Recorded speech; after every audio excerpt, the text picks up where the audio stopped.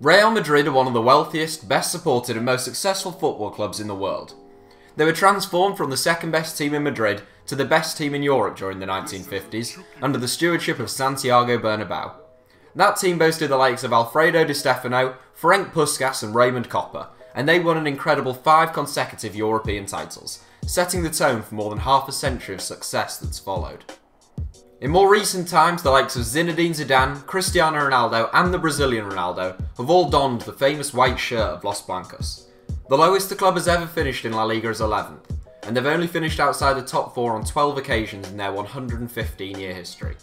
It's clear to see then that Real have consistently held incredibly high standards, and few genuinely bad players have ever featured for the club. Having said that, there are exceptions to every rule, and here we will explore the most notable exceptions of all. Here are our 7 worst players in Real Madrid history. Julien Faubert. Just about squeezing his way into our top 7, Julien Faubert joined Real Madrid on a half-season loan from West Ham United in one of the most bizarre transfers of all time. Faubert wasn't even considered to be one of the star players of the West Ham team and certainly looked out of place in Madrid. The move was as underwhelming as everyone expected. In 6 months, Faubert played just 2 games, the highlights of his loan being a missed training session and getting pictured asleep on the bench during a game. Surprisingly, Real didn't take West Ham up on the clause to make the deal permanent, and Faubert now plays his club football in Finland. Jaime Sanchez Fernandez. Born in Madrid, Jaime Sanchez Fernandez, better known simply as Jaime, joined Real from Madrid-based Minnes Alcalá. He played regularly for both Real's C and B teams, but never looked competent stepping up to the first team.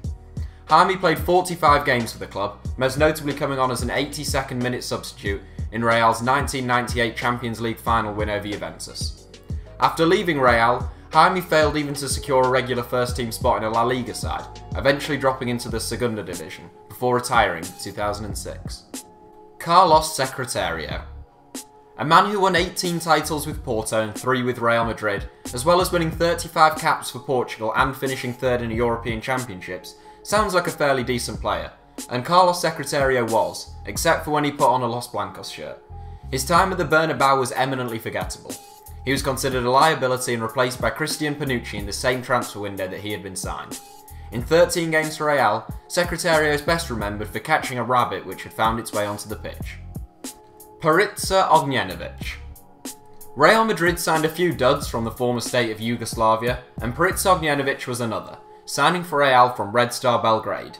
His move seemed a little unusual given that the forward hadn't really set the world alight with Red Star, scoring just 19 goals in 78 games, and having failed to score a single goal in any of his 8 caps for Yugoslavia. His time in Madrid was a disaster. He made just 30 appearances for the club, only 12 in the league and most from the bench, failing to score a single La Liga goal. He couldn't even win a cap for his country after joining the Spanish Giants, and went on to become a journeyman, playing in China, France, Malaysia, Greece and Serbia. Despite this drop in quality, Ognjenovic ended his career with a total of only 37 career goals. To compound matters for Real, they sold a 17-year-old Samuel Eto'o to make way for the Serb, with Eto'o going on to become a legend for bitter rivals Barcelona. Edwin Congo. Having become an emerging star in his native Colombia, scoring 30 goals in 110 games and winning his first international cap, a 23-year-old Edwin Congo was snapped up by Real Madrid. He spent 3 years with Los Blancos, but was loaned out for almost the entirety of that time. He failed to make a single La Liga appearance, playing only a handful of non-distinct cup games in which he failed to score. He went on to have unimpressive spells with the likes of Levante and Sporting Gijón, and scored just 3 goals in 17 caps for Colombia. Congo must go down as one of Real's least gifted players of all time. Royston Drenthe. The emergence and decline of Royston Drenthe is quite incredible really. He went from one of the hottest prospects in world football to one of Real's worst ever players in rapid succession. He burst onto the scene with Feyenoord and became a superstar with Holland's under-21s, at the under-21 Euros in 2007, where he won the player of the tournament. Europe's elite began fighting for his signature, and in the end it was Real who won the battle. In his first season at Real, aged 20, Drenthe made 26 appearances. After 5 years at Real, then into his mid-20s, Drenthe seemed to have regressed as a footballer. Moves to the English and Turkish second tiers painted a picture of his decline, as did his time in the Arabian Gulf League. Following his season in the United Arab Emirates, Drenthe struggled to find a new club, so he retired from football at the age of 29 and is now focusing upon his rap career. Predrag Spasic. Quite simply the worst player in Real Madrid history, the name Predrag Spasic will still give Real Madrid fans nightmares. Another Yugoslavian, Spasic joined Real in 1990 from Partizan. Already a Yugoslavian international and World Cup quarter-finalist, it was hoped Spasic would add some steel and fortitude to the Real Madrid defence.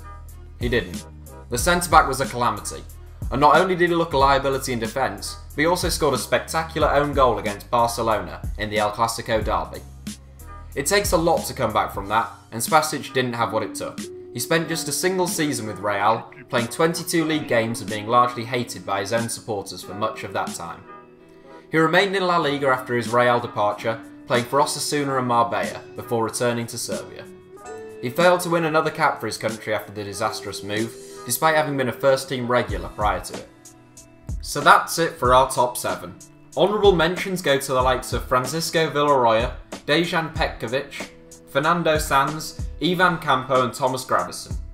Let us know the worst Real Madrid player you've ever seen in the comments. Thanks for watching, give us a like if you enjoyed the video, and don't forget to subscribe to HITC Sevens.